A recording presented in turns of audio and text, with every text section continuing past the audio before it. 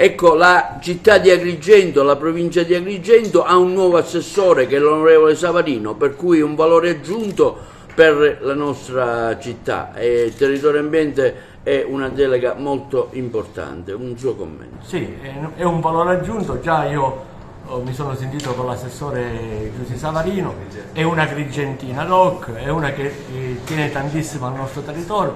Già ho preso i primi contatti con lei e il primo intervento che faremo insieme, io e l'assessore Savarino, sarà la realizzazione della progettazione delle barriere soffolte che si devono realizzare nel viale delle dune per evitare che il litorale durante le mareggiate invernali ma anche estive possa venire ulteriormente danneggiato e raso. Abbiamo visto che domenica diverse 3-4 persone sono andate in ospedale proprio per... Sì, purtroppo c'è il divieto di balneazione, c'erano anche cartelle esposti e gente che magari non essendo agrigentina non conosce magari il territorio.